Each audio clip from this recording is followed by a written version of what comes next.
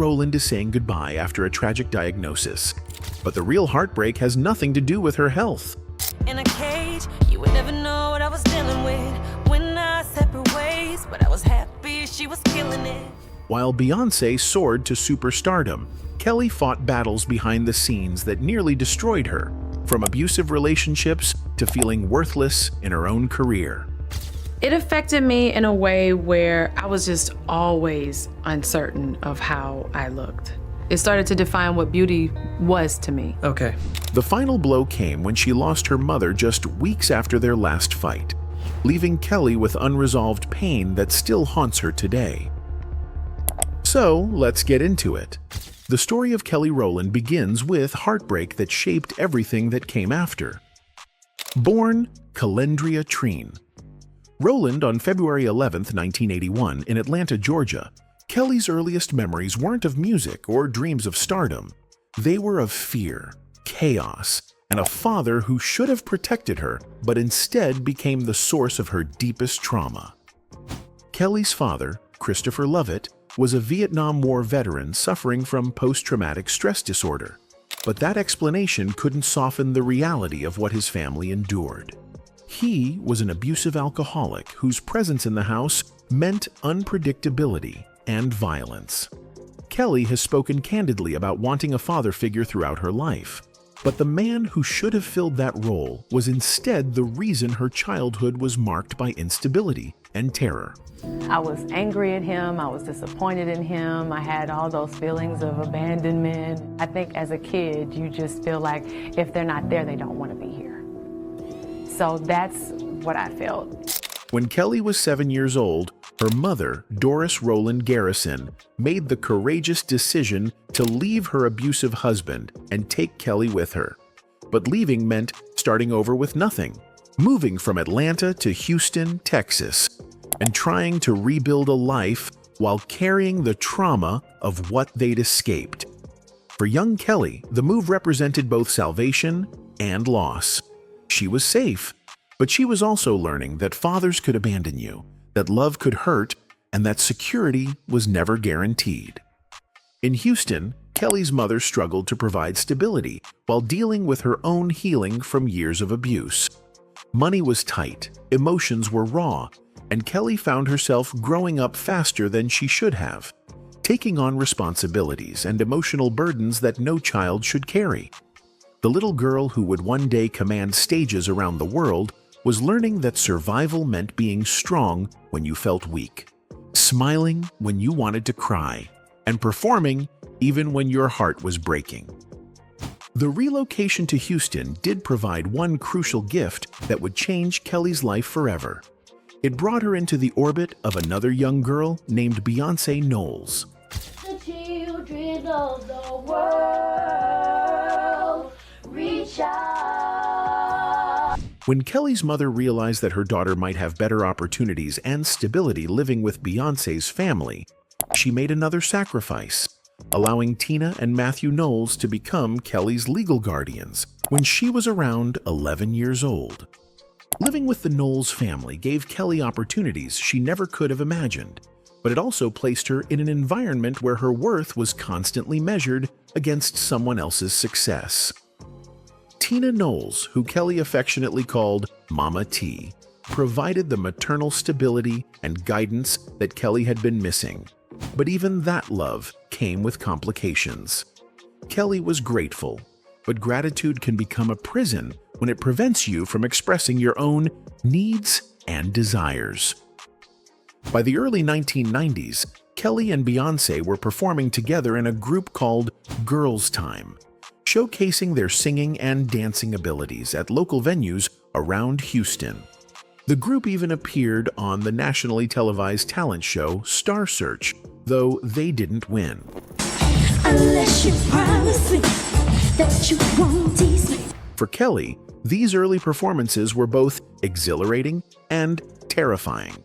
They represented a chance to prove her worth, but they also intensified the comparison between her and Beyoncé that would haunt her career.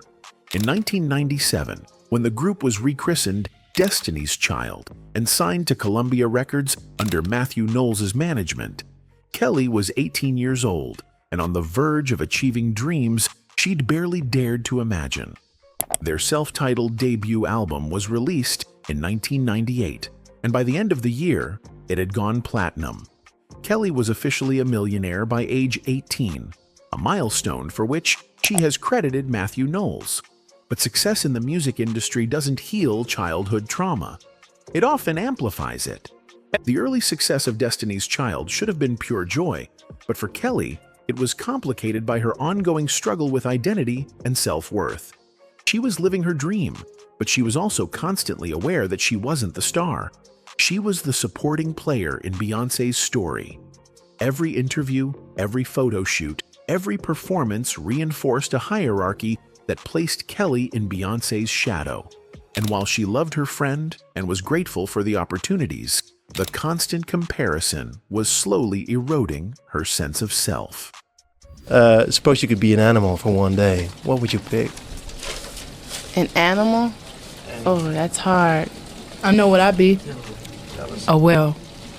The group's sophomore album, The Writings on the Wall, released in 1999, catapulted them to international stardom with hits like Say My Name and Bills, Bills, Bills. Kelly's vocals were featured prominently. Her harmonies were essential to the group's sound, and her presence was integral to their chemistry, but the spotlight remained focused on Beyoncé. Say my name, no one is around you. Say, baby, I love you. For someone already struggling with feelings of abandonment and inadequacy, being the second-best member of the world's biggest girl group was a uniquely painful form of success.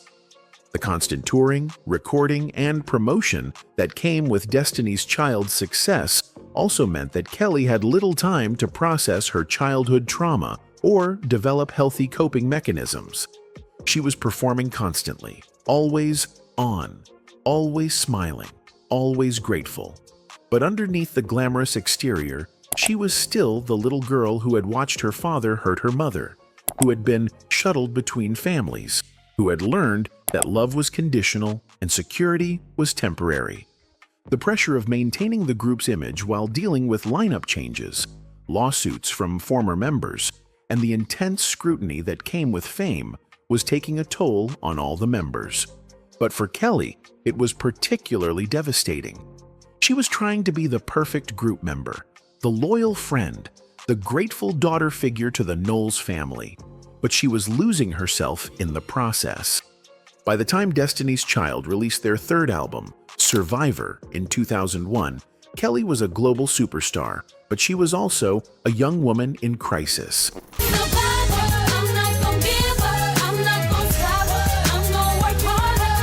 The album's themes of overcoming adversity and standing strong resonated with millions of fans.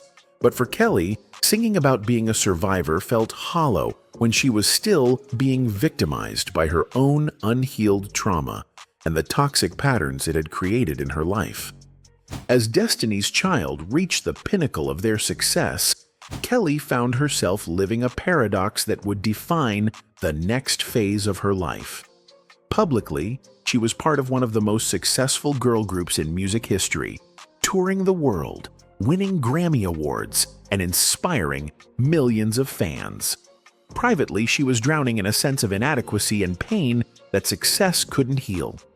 The group's decision to take a hiatus in 2002 to pursue solo projects should have been liberating for Kelly, but instead, it intensified her worst fears about her own worth. When Destiny's Child announced they would be focusing on individual careers, the implicit question became, could Kelly Rowland succeed without Beyoncé? The answer, as it turned out, was complicated.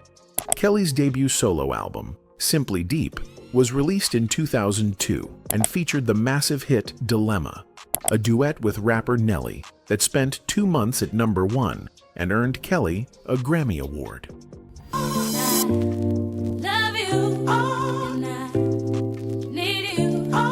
The song's success should have validated her talent and established her as a solo artist in her own right, but even this triumph came with painful reminders of the hierarchy that had defined her career. Dilemma was successful partly because of Nelly's star power, and industry observers were quick to point out that it was a collaboration rather than a pure Kelly Rowland hit.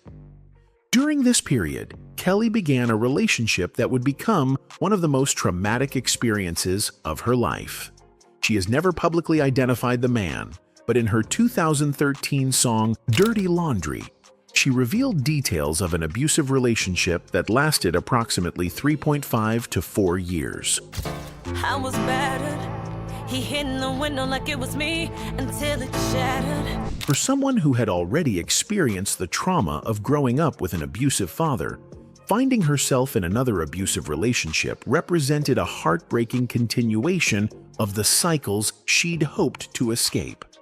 The abuse Kelly endured during this relationship was both physical and psychological. She has described feeling like a bird in a cage, trapped by fear, isolation, and the manipulation tactics that abusers use to maintain control.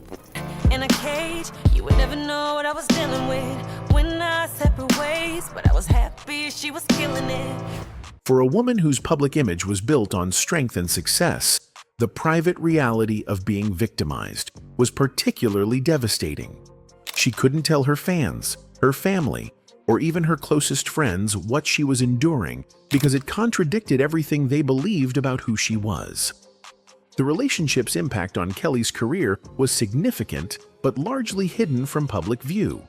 She continued performing, recording, and maintaining her public obligations, but those who worked closely with her began to notice changes in her demeanor and energy. The confident, joyful performer was becoming more withdrawn, more anxious, and more dependent on external validation to feel worthy. When Destiny's Child reunited for their final album, Destiny Fulfilled, in 2004, Kelly was struggling to maintain the facade that everything was fine.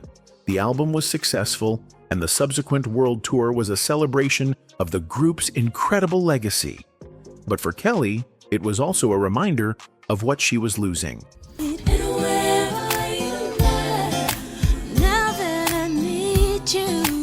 The tour would be their last, and once it ended, she would be truly on her own, without the safety net of the group, and without the identity that had defined her for over a decade.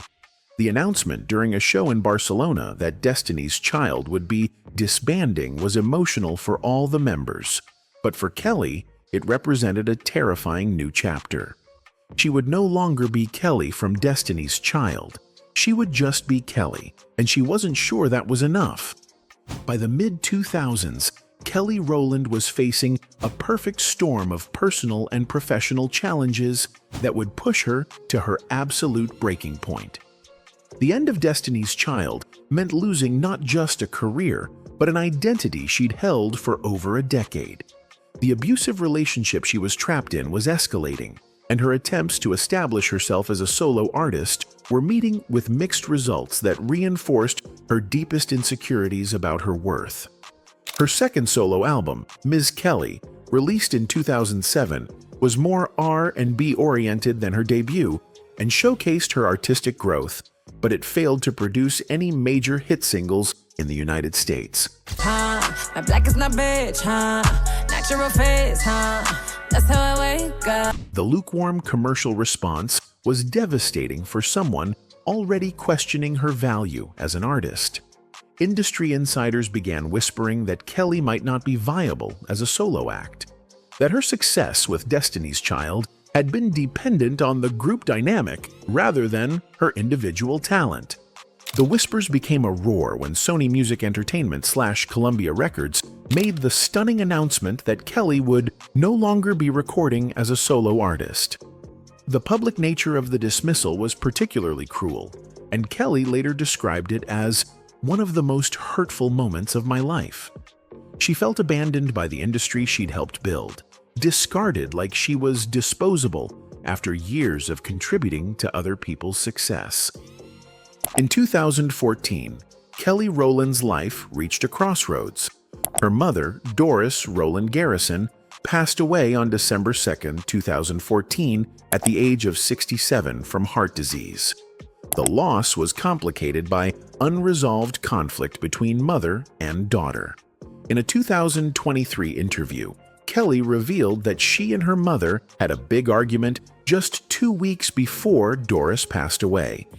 The last embrace Kelly had with her mother was really tough, filled with anger and hurt feelings that neither would have the chance to resolve. The next call Kelly received was 2 weeks later, informing her that her mother would pass in hours. The grief was compounded by guilt. Kelly would never get to apologize, explain, or reconcile with the woman who had given her life and then made the painful decision to let Tina Knowles raise her. Doris's death from heart disease served as a wake-up call for Kelly about her own health. Heart disease is the leading cause of death among women in the United States, and Black women face disproportionately high risks due to genetic factors, stress, and systemic healthcare inequities. You know, all the fast food places and all of that you are setting them up later in life to have heart disease. That same year, Kelly married Tim Weatherspoon, her manager and longtime partner, in a private ceremony in Costa Rica. The marriage represented stability and partnership that Kelly had never experienced in romantic relationships. Tim had been there through her career struggles, her mother's death, and the ongoing process of healing from past abuse. In November 2014, Kelly gave birth to their first son, Titan Jewel Weatherspoon, an experience that was joyful but also triggered unexpected health issues. After Titan's birth, Kelly developed eczema for the first time in her life, experiencing painful skin flare-ups that she attributed to hormonal changes and stress. The condition required treatments including emu oil and special moisturizing routines, and while it seemed minor compared to other health concerns, for a public figure whose appearance is constantly scrutinized, the skin issues affected her confidence and comfort.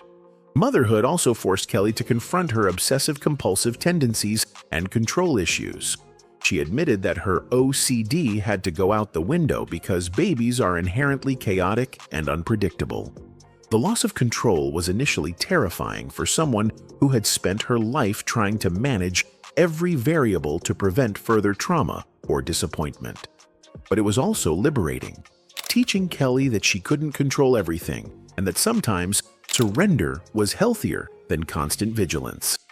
She began prioritizing mental health through therapy, meditation, and building supportive friendships with people who valued her beyond her celebrity.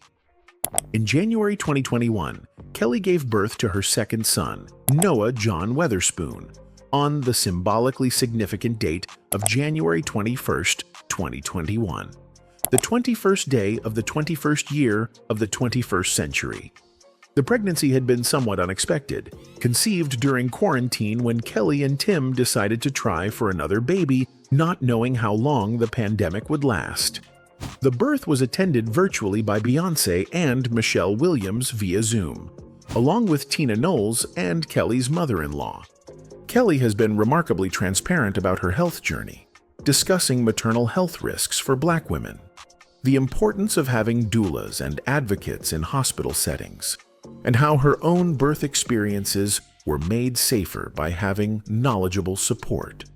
She's also spoken about maintaining fitness through Pilates and cardio, eliminating added sugar from her diet, and using natural remedies for various ailments. But perhaps most importantly, Kelly has emphasized that mental health is health, openly discussing her therapy sessions and encouraging others not to walk around as ticking time bombs carrying unresolved trauma. Her openness has helped reduce stigma and shown that even successful, seemingly put-together people struggle with anxiety, depression, and the lasting effects of childhood trauma. Kelly's journey through grief became part of her healing process. She used her platform to speak about loss, about the importance of family relationships, and about the regrets that can haunt us when we lose people before we've said everything we need to say. Her mother's death marked the end of one chapter of her life, but it also became the motivation for a new beginning focused on authenticity, health, and the relationships that truly matter. Today, Kelly Rowland continues to honor her mother's memory through her advocacy work, her commitment to her own family, and her determination to live a life that would make Doris proud. The little girl who lost her father and nearly lost herself has found a way to say goodbye to the pain while keeping the love. Anyway, that's it for the video, folks. Bye.